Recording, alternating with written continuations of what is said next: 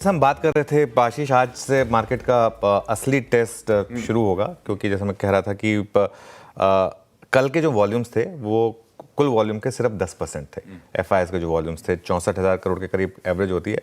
हम net sales number देखते हैं, लेकिन अगर आप ग्रॉस वॉल्यूम देखेंगे तो उसमें क्लियरली आपको विजिबल होगा कि थोड़ा सा ग्रॉस वॉल्यूम जो थे वो एफआईएस के काफ़ी कम थे। और जैसे हम डिस्कस कर रहे थे 2-3 दिन से हम काफ़ी इंपॉर्टेंट लेवल्स को डिफेंड कर रहे हैं, निफ्टी पर भी और बैंक निफ्टी पर भी। आज हम शो की शुरुआत करेंगे, लेकिन फाइनली एक अच्छे डेटा पॉइंट्स। देखिए, मार्केट के टेक्निकल्स अपनी जगह हैं।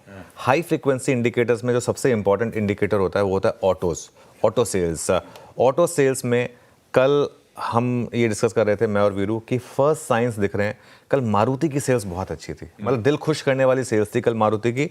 और कल मारुति का स्टॉक यही कह रहा था कि जिस तरीके से फाइनली एक अच्छी खबर आई और कितने समय के बाद आपने मारुति में इस तरीके का मूव देखा, मतलब आंखें तरस गई ना। ऐसा इतना टाइम हो गया था मारुति जैसे स्टॉक में इस तरीके का मूव देखे हुए।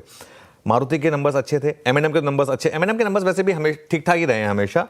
टाटा मोटर्स ने भी कल ठीक ठाक नंबर पेश कर डाले और hyundai ने भी नंबर्स खराब, मतलब year on year D growth थी, लेकिन उतनी नहीं थी जितना मार्केट फियर कर रहा था। तो उस हिसाब से जो 4 बड़ी पैसेंजर व्हीकल्स की कंपनियां हैं वहां पर अच्छे आंकड़े हैं। मारुति ने तो खास तौर से मैं कह रहा हूं कि 29.5% की ग्रोथ दर्ज की, 1.78 लाख यूनिट, मतलब ये बहुत शानदार सेल्स नंबर था कल मारुति का। टाटा मोटर्स की भी कमेंट्री पॉजिटिव थी, आउटलुक भी उन्होंने पॉजिटिव दिया है और अगेन टाटा मोटर्स का स्टॉक भी काफ़ी करेक्ट हुआ है। मैं इस पर क्यों इसलिए फोकस कर रहा हूँ शो के शुरू में, क्योंकि हमारी पेन पॉइंट क्या थी, इकोनॉमी में स्लो डाउन। इवेंचुअली देखिए एफआईआई सेलिंग वगैरह सब सिम्टम है, डिसीज क्या है, डिसीज तो स्लो डाउन है। पिछले क्वार्टर में जो हमने विजिबल देखा था, तो उस हिसाब से ऑटो के आंकड़े जो है ना वो अच्छे हैं। 4 व्हीलर्स में फर्स्ट साइंस हैं रिवाइवल के, इसका मतलब अर्बन कंजम्पशन में फर्स्ट साइंस है रिवाइवल के। अभी भी 2 व्हीलर सेल्स में उतना इंप्रूवमेंट नहीं है, ईवी को छोड़ दें तो 2 व्हीलर में अभी भी थोड़ा सा मेरे ख्याल से वीकनेस है। और ऑब्वियसली ईवीज काफ़ी महंगी होती हैं 2 व्हीलर्स में, तो इसके लिए वो भी अर्बन में मानी जाती हैं। लेकिन जो नॉर्मल पेट्रोल वाले जो 2 व्हीलर्स हैं उनमें अभी भी साइंस नहीं है। लेकिन ये इसलिए इंपॉर्टेंट है क्योंकि अगर आप एक सिर्फ एमएनएम को छोड़ दें तो एमएनएम के अलावा बाकी सारी ऑटो सेक्टर में हमने पिछले क्वार्टर में काफ़ी बड़ी गिरावट देखी थी और अर्निंग सीजन भी काफ़ी ख़राब रहा था। और ऑटोज़ और एफएमसीजी ये 2 सेक्टर्स थे जहाँ पर सबसे ज़्यादा पेन पॉइंट था। तो उस हिसाब से कल जो हुआ वो इंपॉर्टेंट। ये देखिए ऑटोज़ का चार्ट है, 3 महीने में 12% के करीब ये इंडेक्स गिरा है। ये जब तक आपकी मार्केट में ऑटो और एफएमसीजी जो 2 कंजम्पशन के सबसे बड़ी पॉकेट्स हैं, जब तक ये बॉटम आउट नहीं होंगी तब तक मार्केट का ओवरऑल बॉटम होना टफ होता है।